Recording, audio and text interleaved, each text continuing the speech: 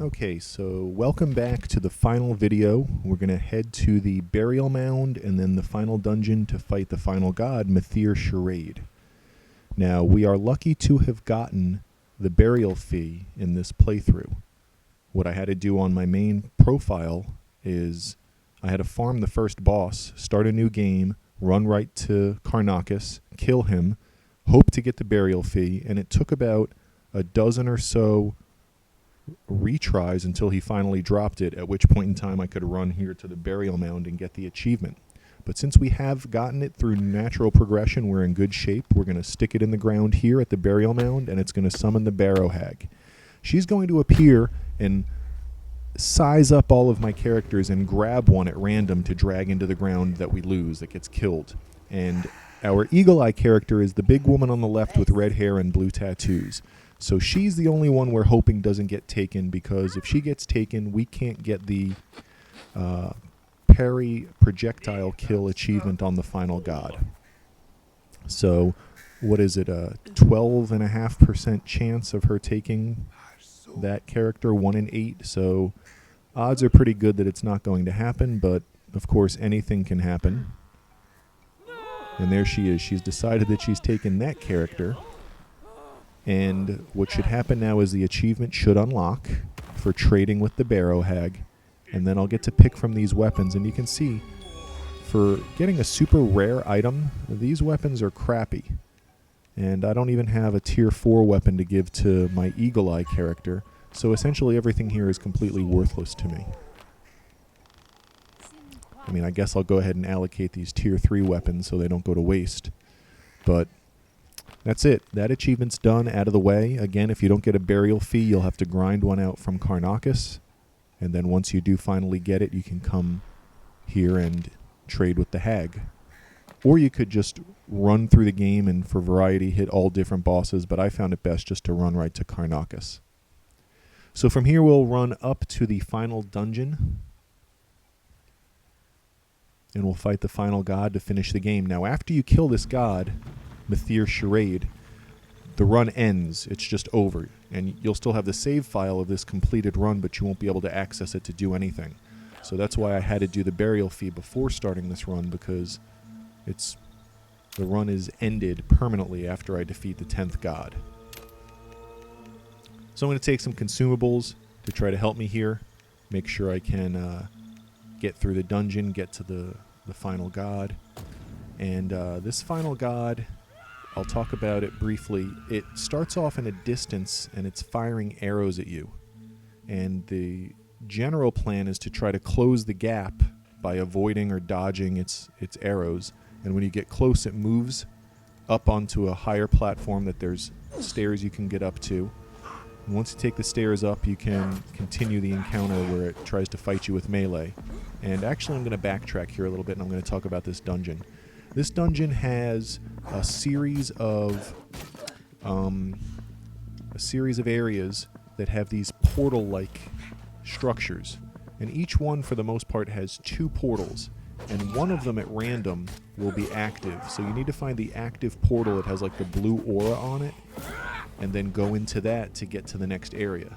And then the other portal, I'm pretty sure each area has 2 portals, and one of them is just a dead end. It's an inactive portal that if you get up to it, you see like this one right here, inactive portal. So now I've got to go find the actual active portal to get to the next area. And this is kind of random. It changes every time in terms of which of the 2 portals is active and which area it takes you to in sequence.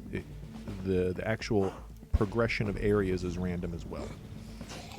And of course, enemy placement is random. Enemy strength kind of is random in terms of dungeon difficulty. These enemies are pretty tough. And I've got a stupid sword, which I'm not used to using. So my goal is to just fight a minimal amount of enemies, keep my health full, and find my way to the boss.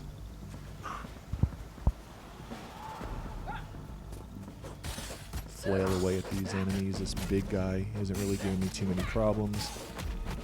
He hit me a couple times, I think, but whatever, he's dead. So I know this path forks to the left or up, and we'll try going up first and hope this portal is active. And it doesn't appear to be, so now I'm going to have to backtrack and go around to the other portal.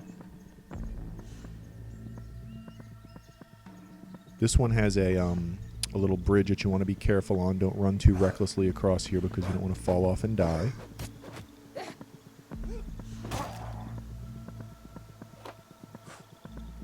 Anyway, back to the boss that I was discussing, and I just sort of derailed my discussion to discuss the layout of this dungeon. The boss starts off in the distance. He fires arrows at you. He fires two different color. The arrow itself is the same color, but there'll be like a flash of color, whether it's purple or red, indicating a weak or a strong arrow. The purple arrow is the weaker one. It comes a little more slowly, and it's easier to parry because you have more time to react. The red arrow does more damage and travels much faster. So you have to be really on this Johnny on the spot to parry the red ones without taking damage. Especially because when you parry the projectile using the Eagle Eye perk, it gets returned generally a set distance, but sometimes it goes that set distance and sometimes it goes like wonky and far. So you're going to end up having to, parry 20 arrows to hit the boss 10 times, where 10 of them just go off the rails and way out of there. And I got to be careful here. This guy's just beating me up, and I'm trying to go toe-to-toe with him, and it's not working. So let's see if I can build up enough bloodlust to heal. Of course, this portal is not active, so I need to go find the other one. I'm just going to run past these guys, I guess. No sense in engaging them. And yeah, you'll get a better understanding of what's involved in parrying this boss's projectiles once I get there. I don't know if it makes a lot of sense the way I've explained it. But there's a spot on the initial path to the boss that's ideal to stand on, because most of your parries, or at least half or so of your parries, will be the right distance to hit him. And what am I doing here? Come on, Brian. Again, it's I'm so used to the spear that trying to engage these enemies with the sword, I'm not comfortable with the way the enemies react to stagger or not stagger and everything else. But we're all right. Just gonna attempt to run from this guy after he hits me twice. I guess I'll fight him. I guess I'll run away.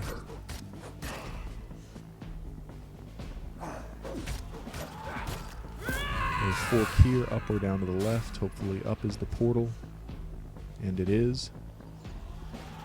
Shouldn't be too many more areas here to go. There's going to be a long bridge here to the right that I want to take. This guy's got a lot of health. I called it a long bridge. It wasn't very long, but it was a bridge. And now this should lead me up to the portal. And now this is the final area with the slugs that pop out. I'll kill these and see if I can knock off a pip of health. And then we'll get the boss cinematic. You can see there's the run that leads up to the boss. He's initially in the way in the back, and he's going to move a little bit closer to basically the end of the first long section at the bottom of like what could be an upper section. And we're never going to get close enough for him to move up to that upper section. We're just going to leave him right there and parry his arrows. So initially there's some pillars you can hide behind. His arrows will eventually destroy them if you stay behind them. And there you can see I missed the parry on the first arrow. Here comes a red one, and I hit it. So essentially what you just do is you just push forward and B at the right time, and you'll parry the arrows. And I need to get closer. I think I still need to get a little closer still. These arrows aren't going the distance. And probably even a little closer from here. Now that one went flying. That one went flying. And I mistimed that parry. And these, I'm not close enough. I'm going to have to creep up a little closer. And obviously the closer you get, the less timing you have to react to the arrows. So right around here should start to be the good spot. There, now they're hitting him. Now the good thing is, when you parry an arrow and it hits him, you build up bloodlust and you can heal. So you don't have to worry about, screwing up too many times and dying, because you'll be recovering health in the process. But from right around here, you want to hang out and be mindful of the arrows, whether I guess they aren't purple, they're just white and red. I had described them as purple earlier. But just from right here, take your time, parry the arrows. Most of them should hit him from right around here, although some, like that one, will just go flying off really far. The red arrows are hitting for about 4 or 5 pips of damage. The white ones are hitting for about 3. He's down to 1 row of health, so we're getting there. Slowly but surely. And one thing I can promise you is that this boss, in my opinion, is the most difficult in terms of just fighting him normally.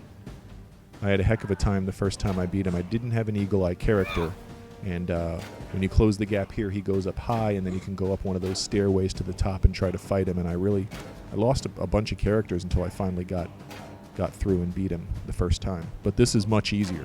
You can see you're really not in any danger of dying because you can heal. So that's why it was so important to roll an eagle eye character at the beginning. Not only because you need him to get this achievement, but that makes a difficult boss sort of trivial. And just a few more and he'll be dead.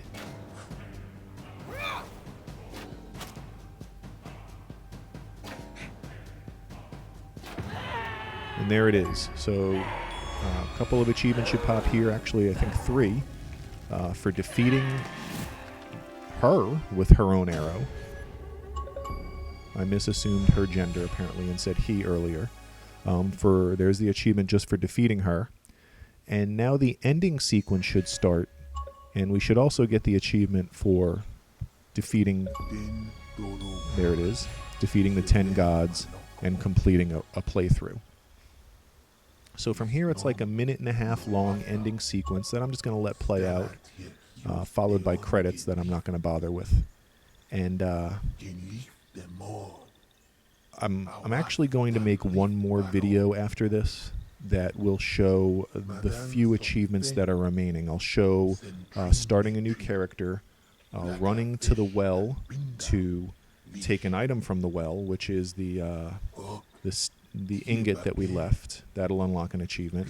I'm going to go into the tutorial cave again, because that at the very end it explains the characters, enemies that do deadly attacks, and how dying to a deadly attack is permanent. And I just want to show you unlocking the achievement for dying to a deadly attack. It may have happened to you in your playthrough already naturally, but if the easiest way to do it is just to go to the last enemy in the tutorial cave and let him kill you. And then I'll also go back to Morrigan's dungeon, to the elevator, and show how to take the elevator ride to the top without taking damage and with only using parries and throws. So that's it for commentary in this video. That's it for the full playthrough of Gods Will Fall. We've gotten most of the achievements out of the way. We know what's left, and I'll see you in that final video. I hope you enjoyed.